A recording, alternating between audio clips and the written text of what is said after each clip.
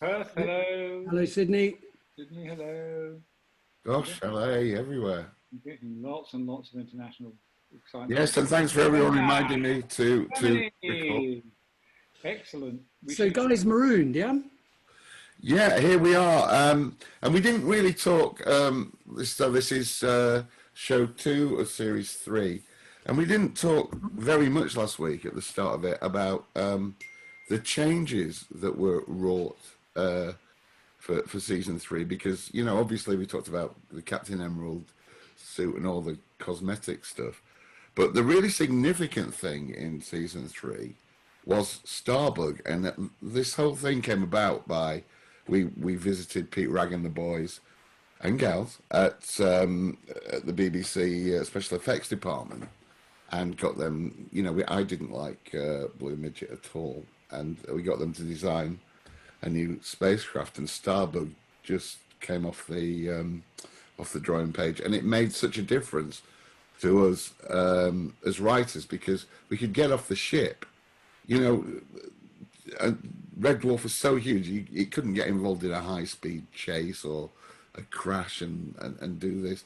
And so kind of this episode originated from the special effects department. And we went round to see them every year before. That was the first thing we did. And we talked about what they could do and what they hated doing. They hated doing water shots because a water droplet is a minimum size, and when you're doing with miniatures, you can't get convincing water. Oh, that's fascinating. I didn't know that. And so we said, well, what is it you do that's convincing? And they said, we can do snow. Mm-hmm. And so basically, we started with the snow. That's where Maroon came from. Yeah. Rob, just on that, and I don't know if you want to go into it now, but after we finished last week, you told me the origins of Backward, which I thought was fascinating, but you didn't do it on the broadcast. So no, that was weird as well.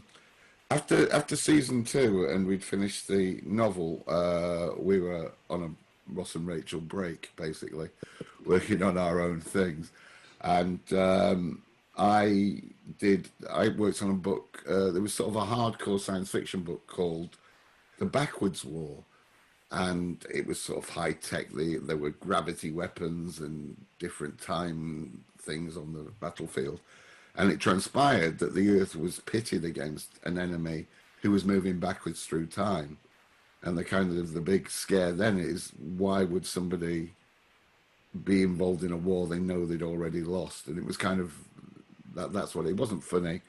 It was sort of hardcore science fiction. And when we came back together to write this series, I thought, actually, that would be a good starting point for a plot for Red Dwarf, and that's where Backwards came from, the Backwards War. I've got to say, looking at these first 3 episodes, of course, it's Polymorph coming up next week. I mean, this is a different show from the first 2 series. I think this is the series where we move, and you guys particularly move into really just very, very high-class storytelling, production values. And I think it's an outrage that, quite honestly, with those first 3 episodes, it wasn't even nominated for a BAFTA. Never mind, should have won it. It really, I mean, talk about 1, 2, 3. Those first 3 episodes, extraordinary achievement on weekly turnaround on a BBC budget. Was the budget much bigger, Ed, for 3 than 1 and 2? A little bit, principally because of the opportunity to do a bit more exterior shooting, to be honest with you. And we did take advantage of that. So, for instance, the snow scenes in this sequence are actually on location. Well, I said on location, they're actually in a studio in Liverpool. So we went into Manchester studios for that. If you need a sound stage and green screen and all that. And of course, if you've got time on location, it gives you more time to be more adventurous in the studio. I think particularly with shows like Polymorph. So that allowed us to be more adventurous, because we still had 2 days in studio and we had some filming time as well. So and I suppose as well, we'd sort of started building up a catalogue of model shots, so we could do more with the new budget. We could add to that catalogue. Although you notice in this show there are a couple of repeats from last week's. But hey, what the hell? Lucy says she keeps freezing. Are any of the rest of you having trouble? Lucy's internet keeps freezing up. I hope it's not a genuine, not a genuine thing. Okay, so guys, it's Marooned. Shall we? I've got to get up and go and press my start button. Okay, well, I will count you in, Paul. I love it when Paul disappears into that strange globby mist. Okay, and we are pressing play in 3, 2, 1, play. I've only got a blank screen. Oh, it's Starfield. You're on Starfield. Amazon finding very, very slow. Come on. No, I'm on the Blu-ray. Mine's not playing at all. I'll catch you up. What's mine yet? Don't worry. Are you off the titles yet? No, we're still on the titles. Start again, Rob. I'll tell you when we're out of them. Still there. Still on titles. And that's the logo. That's the logo there. Okay. That's written by that genius and the other guy. Yeah. Okay. Yeah. So we're into the drill gag. One of my favourite gags, the drill. This is not a drill. This is a drill. Yeah, I love that. Do you remember in what order we recorded them? Was this the first one we recorded in the studio? I don't think so, for two reasons. One is that I would be surprised if it was, because we got a little bit adventurous with this episode. And look out, spoiler alert, when the Starbug is on the planet, I decided to shoot it all handheld to try and make it all more claustrophobic. It's the first time I ever shot a multi-camera studio show handheld. They normally have gas. And it wasn't fashionable then. It wasn't everybody was doing it. No, it was just to try and make it all closed in. And of course, it gave the cameraman a chance to get in much closer than they normally would and have more freedom in terms Well, according to Mr. Slingsby, this was Robert's first scene in front of the audience. Oh, in that case, maybe it was. I mean, it would have been shot first, yeah? Yeah, I had a feeling it was. So I was just very adventurous off the bat. Haha, good for me. Well, no, I think shots could come in and get much closer, featuring at one stage when, it's another spoiler alert, when Craig eats the dog food, the camera actually hit the spoon that he was to try and get in to see how disgusting it all is. So yeah, it was a great episode. So initially, these camera shots are pretty standard because we're still.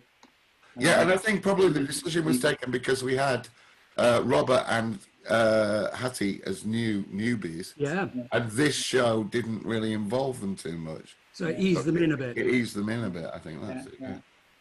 I've got to come back to Graham. Yeah. What's doing with that blue screen? Honestly. Well, this show does feature a couple of dodgy green screen shots, and I'm very sorry about that.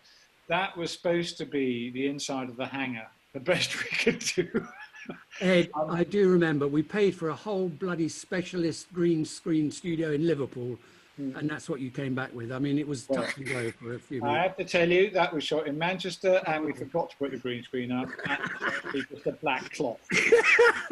Somebody says there's a bit of a Godot feel about this app. Yeah, for sure. It is weak. I think it's more weak low. I think it's more hell is other people, isn't it? I agree. It's basically the Quiet Night In episode where I like, from Porridge, the big one, and the lift is contained, and it's always good to get to do one of those. Was that as you say, the starting point was VisFX, Rob? But did you see that possibility of locking this? It's the first time, I think, really the two of them really interact in depth as characters. Yeah, well, the first two seasons, they were kind of doing it anyway, weren't they? The cat was only peripherally involved, really. And now they're up and running a bit. We did it every year. I'm always wanting to do every season to do a lockdown ep because it helps you burrow into the characters. Yes, absolutely. And once you've got them up and running, you start writing a character. This is for people who are writing out. Like saying the Sunday afternoon episode in Hancock as well is probably the first famous example. Yeah, all that Hancock alone stuff. It's also what I also love about the structure of this episode. There was an American sitcom writer, and I never remember his name, but he was asked about structure in sitcoms, and he was talking about the American 5-act sitcom, TV sitcom, and he said it's very simple. In the first act, the cat runs up the tree. The middle acts, all the characters react in the way you'd expect those characters to react to the problem. And in the last act, the cat just comes down of his own accord. And you know, in a way, that is. I remember Lisa and Rick wrote one of the episodes of Young Ones, one called Oil, specifically on that basis. You know, they discover oil, they all do their different thing. There is no oil. Yeah. And this is one of the clearest examples of you guys doing it on Dwarf, I think. Yeah. Yeah.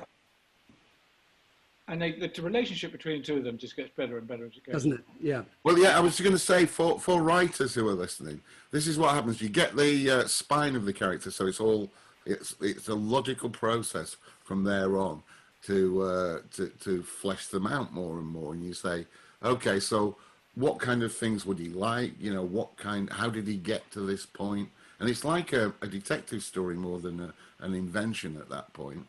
And you think, oh yes, of course he likes toy fucking soldiers. You know, it just makes sense. Yeah. I'm getting rid of that background. It's annoying me.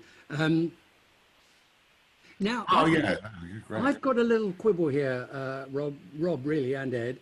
For the first time ever, I watched this the other day. I'm actually having a bit of difficulty following the plot here because I almost think there's a scene missing because we see the problem set up.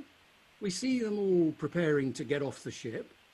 Then, for no reason that's been stated, we see two vehicles leaving the mothership. We see Starbug and followed by Blue Midget.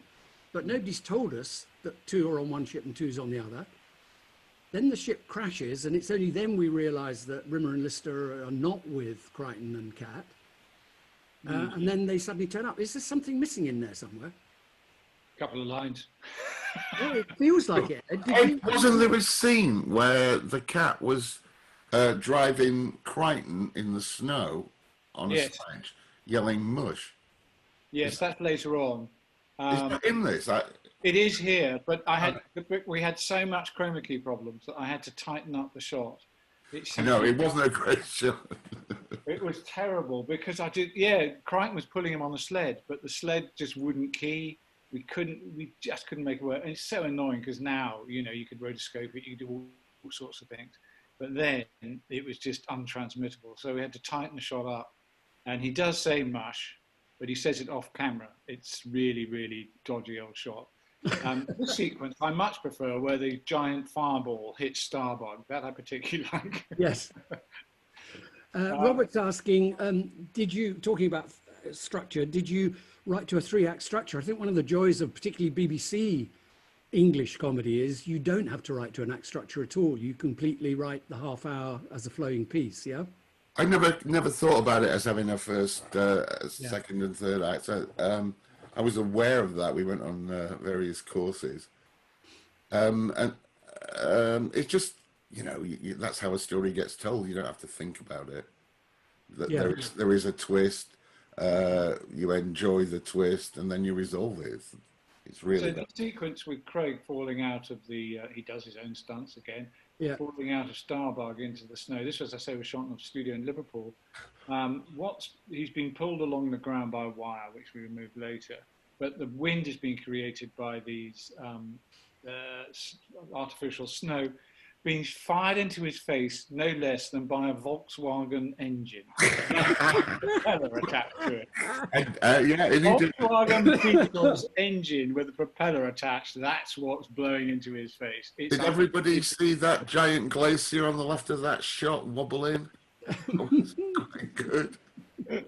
So the Planet Surface, Ed, was built in a studio in Liverpool, yeah? Yeah, absolutely. And of course, obviously, the Starbug shots of the snow are model effects. You know, built into the model shot, and there's a couple of stock shots there which I got off the BBC Natural History of the Arctic. Picture of the three. How did you get the fireball effect, Ed? Fireball effect was yes, I remember this. It's a trick that works quite well. You put on you basically have a soaking ball of flames, which is something flammable, and you run it on a wire. So the camera's this end, the wire's this end, you run it towards the camera, it just comes in. And and then put it into slow-mo and key it. Apart from that, nothing. And they're better shot on black, everybody, if you're shooting fire. Better to shoot it on black than green, because you can key it better. Yeah. If you're in that situation. Always try and shoot them against black. So a throwaway Ed question here. Why is there that tombstone drop, which is actually from series 2, when you've got so much quality in series 3? Why is there a series 2 shot in the opening titles? Well, oh, in the opening titles? Yeah. Because I sort of came up with the like idea of those opening titles before we shot this series. Okay. I had to nick some stuff. Okay. And I couldn't find a good enough shot to replace it, basically. But you're right. It should have all been contemporary stuff. It just strikes you when you see it. You think, oh, hang on, that's not from the series. Yeah, I know. Error. Thank you. Do you remember it? Were we? Because I was well in the background by this time. Did we still make them do speed runs? Because that dialogue between Chris and Craig must have been a hell of a thing on the speed run. They must have been killing each other. Yeah. I love this Mayday shtick. Yeah, sorry. Ascension Sunday. The thing with this was, because it was principally the whole episode was the two of them.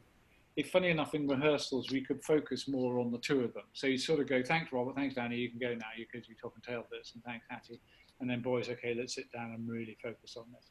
So in that respect, because it was less of it was just a two-hander. It was easier for them to really focus on it. And yeah, they did do speed runs though, and they were a bitch. They were a bit. When speed runs is one thing when it's 4 of you playing ping pong, but the 2 of them like that's a hard one. They are so on it though, aren't they? I mean, these performances again are just great.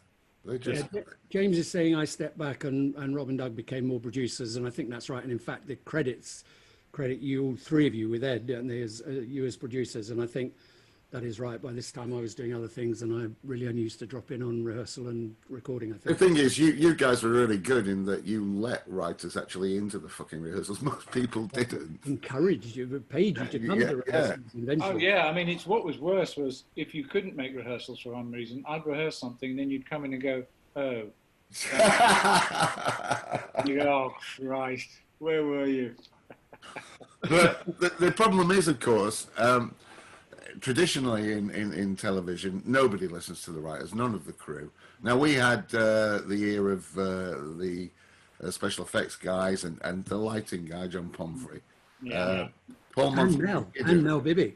Yeah, well, later now, because we're producers, we did, but then we were writers, and you just go up to someone and say, do you think we could get, a blue chair for this thing? And say, yeah, no problem, just ignore you. Yeah. I have to say, it still happens today. I was recently filming, and a comedy actress called Annette Crosby was working with us, and the writer came up and started explaining things, and she just looked at him blankly, and then he went off, and she said, who's that? I said, that's the writer. He said, could you ask him not to talk to me? Well, listen, a lot of actors don't like the writer coming out. It goes through the director, which, in some ways is a decent professional courtesy. Depends on the relationship with the director and the writer, let's be honest. That's the thing. I do think you've got to have some sort of discipline on the floor. You can't just have people going up to people saying, why don't you do this? Because the trouble is then not everybody knows. And whereas if it's channeled through one person, it does. There has to be one person, and that person's the director because he's sitting in the chair. Why was Rocky called Rocky? Do you know? I can't remember. What was his actual name, Ed? Oh, yes, because he was called Rocket because he was shooting a fireworks display and they had this big fuck off final rocket, and it was his job as a young trainee to follow it. And he went the other way. The rocket. And that's why he was called Rocket. I never knew that story. Yeah. Excellent. I had a friend in OBs who was always doing those big outside displays, and I was floor managing for him one time, and I couldn't understand why he wasn't bothering with rehearsing the fireworks. I said to him, Rick, Rick Gardner's name was, how are you okay with the display? You haven't given camera angles. He said, don't worry about it, Paul, don't worry about it. When it came to the night, he had a videotape. He said, Paul, you cannot get fireworks right. He said, I spent a long time clipping together a videotape of a perfect fireworks display. I give it to the VT guy, and when we go to fireworks, he plays it. I don't even bother trying. On a live event, he used to play the Rick Gardner cut of a fireworks. Of fireworks. And you go, this year is very, very similar to last year. It looks very similar to last year. Maybe you put a few extra cuts in. There have been questions about whether we get away with this these days. The virginity story. I must admit, it was interesting watching it yesterday because I pride myself on not being influenced by the sort of modern views about what you can and can't say. But I must admit, I thought, oh, we're quite close to the knuckle here, aren't we? Did we feel that at the time? No. I thought that the too badly parked Volkswagens line was offensive, frankly. That's because I knew Ed. I thought it was a very funny scene. It's a fantastic character scene, isn't it? Telling us that. Also, everybody. Can I ask where you got a name like Porky Robot, Rob? Where did the name Porky Robot? That's from our school. Was it a real name? No, Porky Robot. Stanley Rob. Porky, are you watching? He was called what, Rob? He wasn't even fat, but Porky sounded funnier. No, I was going to say, I'm coming out. I actually lost my virginity on the golf course. Rob? On the green, though, not in a bunker. I'm not an idiot. Yeah. That's where that came from. That is, right, there is a have you ever told that story before, Rob? That's brilliant. Oh, I've never told that before. So that's why I love you didn't even pay any green fees. Because that was going through my mind. He's Rimmer's Were reaction. you 12, Rob? Rimmer's reaction. Were you 12, Rob, at the time? No, I wasn't. Rimmer's reaction to that whole golf story is just brilliant, isn't it? Yeah. All the wrong problems. He has every wrong problem to You worry. weren't even a member. Ask him if he combed over the sand after he left. Right, well, it's good to know, everybody. You learn something every week. Today's scoop was Rob Grant lost his virginity at a golf course. Can we have the name? On the green of which golf course, Rob? Can we have the golf course name so we can put a plaque up there? I think it was Swinton Golf Course. Well, I think they should have a plaque up. Yes, I think somebody should drop the secretary a note and get a blue plaque on the wall. It should be on the flag on the green. I'm trying to apply for membership, guys. Come on. That will get you in. That will get you a shortcut, mate.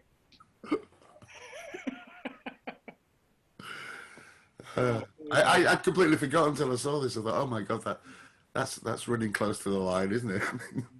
Yeah. I think it's a lovely scene, and I'm absolutely glad that we did do it. I just think nowadays, well, I tell you, I almost guarantee you, Ed, you're more active than me nowadays.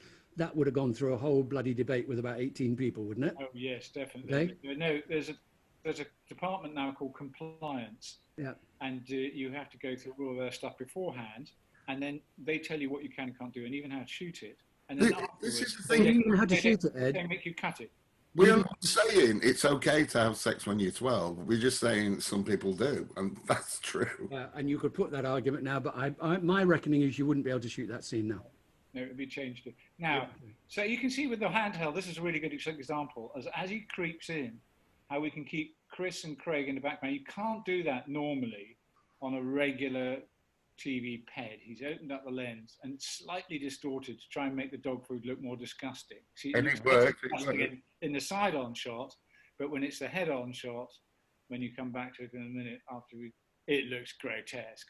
And so I think we got so close. You see Craig's knuckle there is literally millimeters away from the lens of the camera. And I think we hit him. You're right. Somebody was saying just now, you need the shock of the slightly uncomfortable feeling about them talking about their virginity to get the gag. And I mean, that's just denying writers one of the basics of comedy, which is build up the embarrassment, if you like, or the slight tension, and then the laugh gets even stronger. And I mean, not allowing people to do it is just insane. If you're all you're allowed to talk about is trivial, ordinary stuff, then... Well, there's no comedy anymore. Do you think we get away with eating the dog food, or would that be considered promoting bad? Well, do you know what?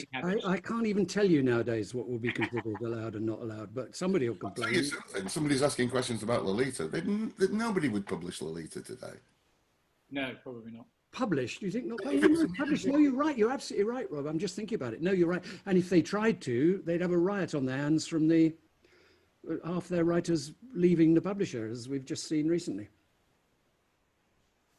Ed's disappeared. Oh no, he's just... Sorry. Oh, he's getting some water. Craig apparently said it was tuna that he was eating. Doesn't look very like tuna, does it? Yeah, it was a mixture of tuna and some sort of, I think it was sort of like... Gelatin of some kind. It was Julie on there. It wasn't nice anyway. I mean, you might as well have eaten the dog food. We did it. So this is very good. I read somebody saying they ate both cat food and dog food when they were young, sort of experimentally. And I think everyone's kind of tasted it, haven't they? Kind of. Simon, if you're looking to read Lolita to see why it wouldn't be published now, you're going to be disappointed. It's actually an incredibly long and slightly turgid book. But Oh no, one of my favourite books. He's a great writer. he's a great writer, but Lolita's a tough read, Rob, don't you think? God, it's only because you're trying to get over the top of your erection all the time. Watch the film. Watch the film with James Mason. But the subject matter, I think you're right. I don't think a publisher would take it at the moment. Right, so the guitar thing. So this really this is the turning point here. I love this whole An authentic Les Paul copy. the whole trope. It's just. Well, I completely forgotten the sort of ins and outs of the whole thing. I thought it was really quite clever that he wants to burn Rimmer's toy soldiers, and then when it comes to his guitar, Yes. Yeah. But he's then so out of order. He knows how important that trunk is to Rimmer, and yet he does it. And then, of course, just brilliant to watch his complete embarrassment when he's rumbled. It really, I mean, the character He played that very well. We didn't rehearse it that much, as I recall, but he played well. Taking it out of the thing and just going, "Excuse me." Yes, at the very end, where he just looking absolutely shamefaced. He did it brilliantly. He did it brilliantly. The ending you're talking when he comes back and Chris's reaction as well. No, I think this is a real growing up episode for Chris and Greg. I mean, it's some of the best work we've seen from them so far, isn't it? Yeah, absolutely. Now I'm trying to work out if I'm still handheld here. I think I am. Well, yeah, and Alan Ronald, this is a true thing. We were talking about this only the other day, Paul and I. Shakespeare is slowly becoming unperformable. Well, you can't do Merchant anymore. You can't do Telling the True anymore, for sure. And I'm sure there are plenty of others that, I mean, they just don't get... There's something else. I don't think you'd be able to use this song either. She's Out of My Life. Yeah, no, I was surprised. How come we're allowed to? Yeah, I know. I'm surprised by that too. I mean, maybe we just didn't ask. Well, we didn't have to in those days, Ed. It was on my head. Yeah. We had a very good system at the BBC. In the background was a documentary. This was credit to Craig for being able to do this kind of tell the story. This is a difficult. I know he does lots of things, but it's an awkward and difficult thing to do. That's more David Attenborough there, and then bashing out the guitar. He did good work here. Yeah, I remember I was terrified when he tried to snap the guitar over his knee. I thought, no, he's going to injure him. Look at that.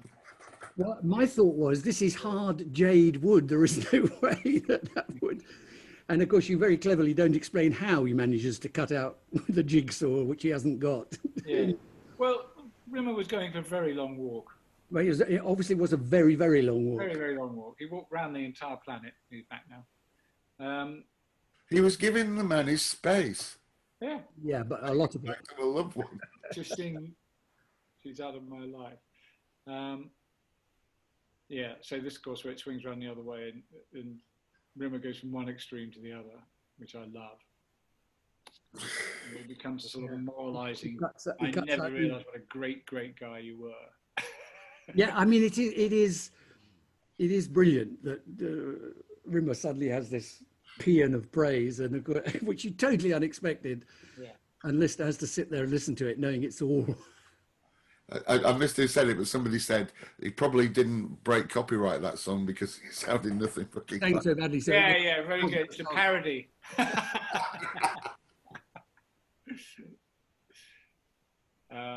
Rimmer's head is an H jazzle. Yeah, I think this was a new H we had this series where it's more sparkly. The foam stuck on one. Yes, it's slightly more subtle. I was very pleased. I think that was down to. I think that was down to costumes decision. I think it was. Yeah. Yeah, I think it would be Howard. It was all part of the look. Decision. It's very good. Yeah. So, because we should get Howard in on this series at some point. It'd be brilliant. Well, he was so good, wasn't he? Howard came and brought us the whole new look, as well as Mel Bibby bringing us the new interior. Well, Howard talked about that on the show we did with him, actually, how he changed everything up on Series 3, didn't he? Yeah. And it makes a huge difference. You know, you can see that the whole thing reeks of class now. and you kind of almost believe you're in a spaceship, almost. Chains and bits and pieces hanging Well, around. one thing I was going to say was it's a bizarre thing because this is a claustrophobic episode, but the whole notion of getting them into Starbug So gets rid of that this is claustrophobia from the. shot. Oh, there it is. There it was. Yeah. Yeah, I don't know if you can see the shot now. That was originally a much wider shot of them on the sledge and Crichton pulling him, but I just couldn't get the shot to key. It was so annoying. I mean, we must say these were reasonably early days of chroma key. I mean, it wasn't that good of a device. You know, it was very wobbly, and it was very difficult to put in afterwards. So almost in the impossible. studio on a green screen, you can get away with it, but in the edit, trying to key stuff in, and if the key wasn't perfect, it just wouldn't do it. And I'm not sure where Jason Murray comes from, but he's saying he's regular guy a British compliment. I think it is, Jason. I'm not sure where you're from. But It's American. It's an Americanism, is it? Yeah. He kind of is. He's a regular guy. Yeah, yeah. Marcy is asking, how can Rimmer smell anything? What's that, Rob? What's the answer to that? Oh, well, you know, he can smell things. He smelled the moon boots in Crichton, didn't he? And We're asking you how. well, it's digitized. The smell is digitized in this era. Yeah. He can do whatever you need him to do to advance the plot, I think, can't he? Yeah, he has a data bank which is connected to his synapses, which opens up appropriately according to whatever his. I mean, they actually do have rudimentary digital smells at the moment, I think. Ed is one. Seriously? Yeah, they're working. I've heard of scratch and sniff. They are working on it. Now, I think in this shot with Holly, we got the Crichton's ring to give the expression to flash slightly, to pulse slightly, which is nice. I don't know if we ever did that again. Paul, you're so right. The look on his face, that interplay between Lister and Rimmer as the guitar is revealed is just magic, isn't it? Yeah. This is it. We're coming for it now. Here it is. He's so hangdog when he comes in. Man of honour.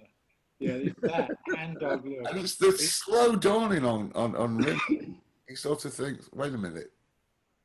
Just, and when you see, he does a quadruple take. Take one.